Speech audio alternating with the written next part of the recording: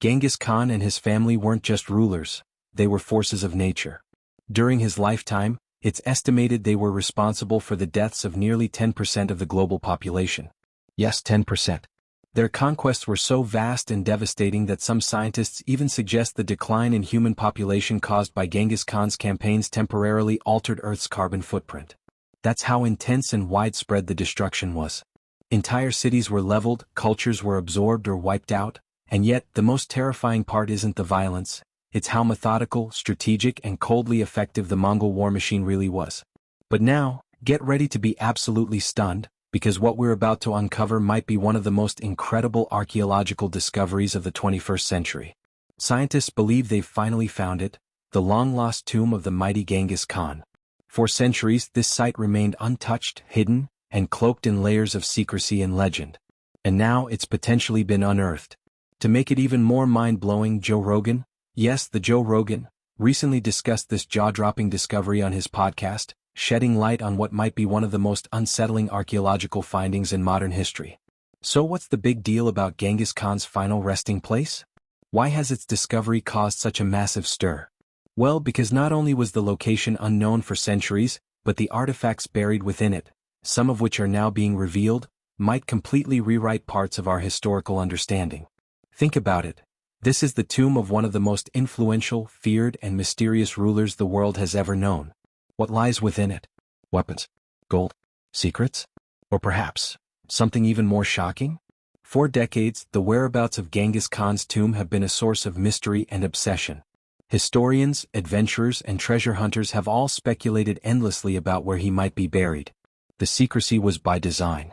Legend says his tomb was deliberately hidden in an unmarked location, with everyone involved in his burial supposedly executed to prevent the secret from ever being revealed. Some even claim rivers were rerouted and forests planted to completely erase any sign of human disturbance around the site. That's how far they went to ensure no one would ever find it. But Genghis Khan is more than just a historical figure. In Mongolia, he's revered as a national hero, a symbol of strength, unity, and cultural pride.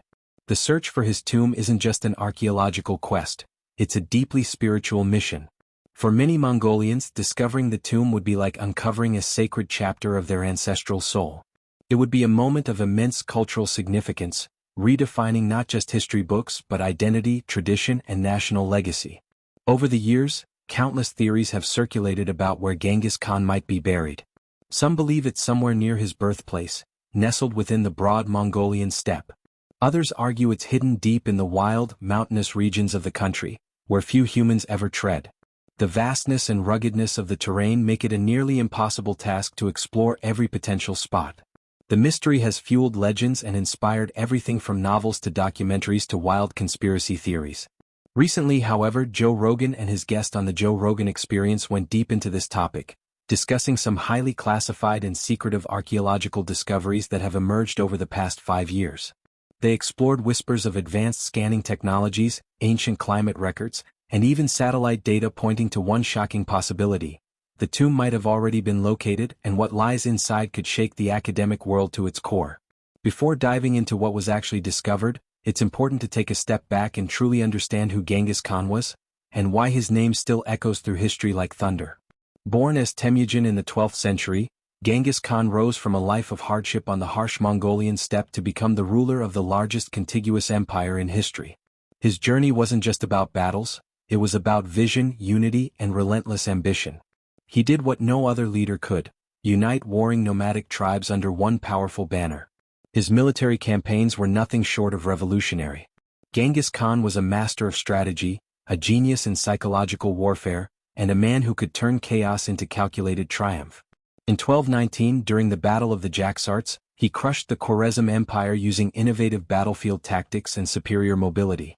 His troops were not only highly disciplined but were also trained in synchronized maneuvers, flanking attacks, and feigned retreats that lured enemies into traps. They rode faster, shot straighter, and fought harder than anyone the world had seen before. Another brilliant military maneuver came in 1223 during the Battle of the Khalkha River. Facing the powerful Kievan Rus and their allies, Genghis Khan's outnumbered forces once again pulled off a stunning victory using sheer mobility, communication, and timing. His armies moved like shadows, appearing where they weren't expected, retreating only to strike again from another angle. These victories weren't flukes. They were carefully orchestrated masterpieces of warfare that stunned the world and terrified his enemies. But Genghis Khan wasn't just about conquest. His approach to governance was just as revolutionary as his military genius. Unlike many emperors of the time, he didn't try to impose his own religious beliefs on the people he conquered. Instead, he promoted religious tolerance across his empire. People were allowed to worship freely, and that inclusivity played a crucial role in maintaining peace across such a vast and diverse territory. It wasn't just tolerance, it was strategic harmony. This level of religious freedom created a unified empire where different communities, Muslims, Buddhists, Christians, and more, could coexist without fear of persecution. It was a rare kind of inclusivity, one that laid the foundation for administrative efficiency and economic growth. Under Genghis Khan's leadership, the Mongol Empire wasn't just feared, it was respected. It became a melting pot of ideas, languages, and cultures, an empire where knowledge flowed as freely as trade caravans on the Silk Road. Genghis Khan was a visionary who valued intellect and ability over background. He believed in meritocracy, placing people in positions of power based on their talents, not their lineage. Skilled individuals from all walks of life were recruited, whether they were artisans, scholars, engineers, or administrators. This allowed the empire to function with a remarkable level of sophistication for its time. Instead of destroying what he conquered, Genghis Khan absorbed and improved upon it. One of the clearest examples of this approach was his interaction with the Islamic world. While not a Muslim himself, Genghis Khan deeply respected the knowledge and governance systems of Islamic civilizations. He invited Muslim scholars and advisors to join his court, valued their wisdom, and integrated many of their administrative practices into the Mongol system. These alliances and intellectual exchanges strengthened the empire's governance and global reach, making it one of the most efficient and interconnected empires of the medieval world. In 1227, the life of Genghis Khan came to an end. He died during a campaign in the western regions of his empire, but the exact cause remains a subject of debate. Some sources say he fell off his horse while hunting and died from internal injuries. Others speculate he may have died from an infection or illness. Regardless of how it happened, his death marked the end of an era, one that reshaped the geopolitical landscape for generations to come. Joe Rogan, clearly fascinated by the magnitude of the recent discovery, spoke passionately about what this could mean for our understanding of world history. The idea that a tomb so shrouded in secrecy for 800 years could finally be found is enough to send chills down anyone's spine. But this isn't just about historical curiosity, it's about identity, geopolitics, cultural reverence, and the legacy of a man who changed the course of human civilization. The secrecy around Genghis Khan's tomb has made it one of history's most enduring mysteries. According to ancient Mongolian tradition, his burial site was to remain hidden forever. Some stories claim that after his burial, every worker was executed. Others say rivers were diverted over the tomb and herds of horses were released to trample the site, erasing any trace of the burial. These tales might sound extreme, but given the lengths he went to in life, it's not hard to believe he'd take such measures in death. Historians, archaeologists, and scientists all gathered with anticipation, waiting to see what mysteries lay sealed within the tomb. But the discovery quickly proved to be more than just an academic milestone. It brought with it complications that no one could ignore. Given the immense cultural and historical importance of the find, the Mongolian government became deeply involved, monitoring every step of the excavation. There were ethical concerns too. Was it even right to disturb a site so central to the nation's identity? The team moved forward, but with intense caution, ensuring that every move honored Mongolia's history and respected its cultural integrity. Despite the sensitive nature of the project, the scientific team continued with extreme precision. Researchers suited in specialized gear worked day and night, documenting every moment of the excavation with the utmost care. Officials and curious onlookers stood at a respectful distance, while periodic press updates stirred both public fascination and academic debates. This wasn't just a dig, it was a global event. Experts from multiple fields got involved. Linguists analyzed inscriptions, historians compared ancient texts, and anthropologists studied the implications on known cultural practices. The scope of what they had discovered required collaboration across disciplines. But as the moment approached to open the tomb, the excitement shifted into something far more somber. A strange unease settled over the team. The usual thrill that came with historical discovery was missing, replaced instead by an inexplicable sense of dread. When they finally unsealed the chamber and began their examination, It quickly became clear that this wasn't just a royal burial site. The items within were not just treasures, they were anomalies. Gleaming, gem-encrusted swords, intricately detailed armor, and scrolls perfectly preserved in time were expected. But some artifacts seemed completely out of place, tools and devices too advanced for the 13th century.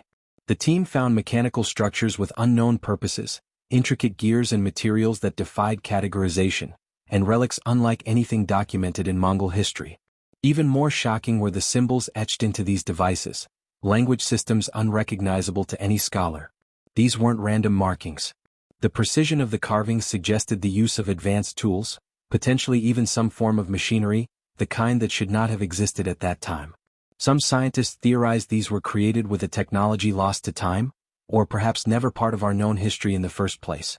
As if that wasn't mysterious enough, DNA analysis of the human remains found inside the tomb raised even more disturbing questions.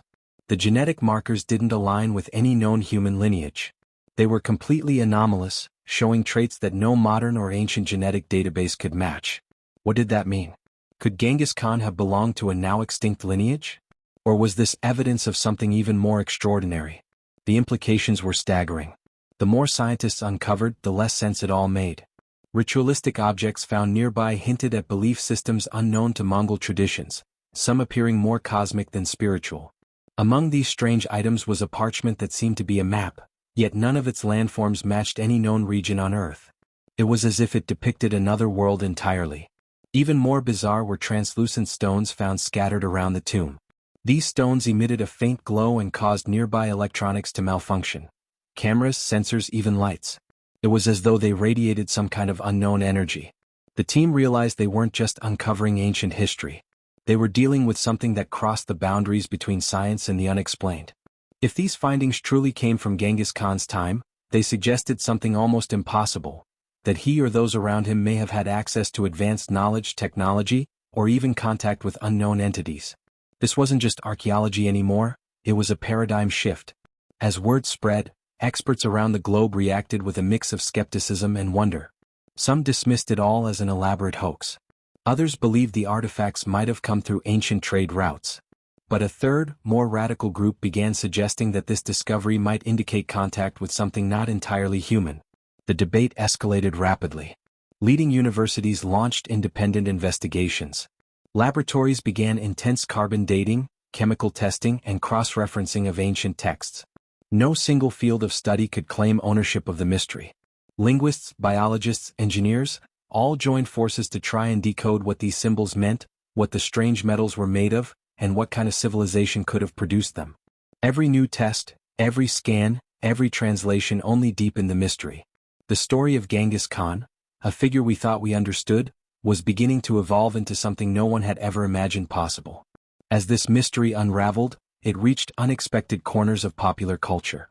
Joe Rogan, known for exploring controversial topics and alternative perspectives, dove into the tomb's implications on his podcast. At first, he focused on Khan's well-documented conquests and the devastation left in his wake. But soon, his attention shifted to the mind-bending artifacts uncovered. What if our understanding of ancient civilizations was wrong? What if some of them had knowledge or tools that could rival or even surpass modern advancements? Rogan's curiosity mirrored that of millions, because this discovery wasn't just historical, it was philosophical. The Mongolian government found itself walking a tightrope. On one hand, the discovery was a source of immense national pride. Genghis Khan is not just a historical figure, he's a cultural symbol. His face appears on currency, statues, and government buildings. But these revelations challenged the simplicity of his legacy. Was he merely a conqueror? Or was he part of a forgotten chapter in human development, one filled with secrets that may have been buried on purpose? Political leaders had to manage the international attention carefully, ensuring that Mongolia's history remained intact while also cooperating with foreign experts. Global powers quickly took notice. Russia and China, both geographically and historically connected to Mongolia, expressed interest in the findings. Meanwhile, Western nations including the United States and the European Union sent teams of scientists and diplomats to Ulaanbaatar, hoping to gain access to the artifacts and possibly stake a claim in their analysis. UNESCO even considered designating the tomb as a protected World Heritage Site, which would bring both funding and control into question. Who owned these objects? Who had the right to study them? And most importantly, what secrets were still hidden inside. The young generation in Mongolia became deeply engaged. For them, Genghis Khan had always been a part of national identity, but now he was a trending topic. Social media exploded with debates, memes and videos speculating on the tomb's true meaning. Was Khan just a warrior, or something more? Grassroots movements formed, both defending the historical narrative and pushing for greater transparency around the findings. The tomb had transformed from a buried relic into a battleground of ideology, politics, and the search for truth. The lines between history and myth had never felt blurrier. And while scholars continued their work, the implications began to ripple through international relations.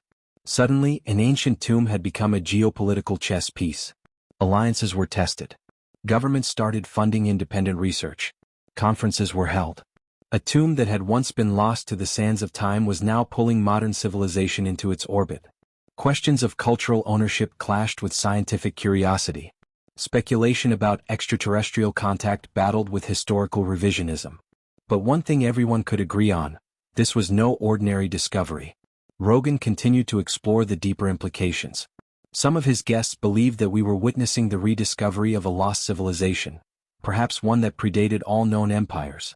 Others suggested we were uncovering evidence that ancient people were not alone.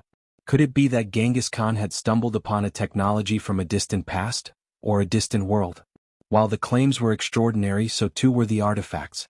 The conversations began to sound less like science fiction and more like historical re-examination. Just like the moon landing united humanity in awe, this discovery united people in curiosity. It challenged what we thought we knew. It opened a door to ideas we once dismissed.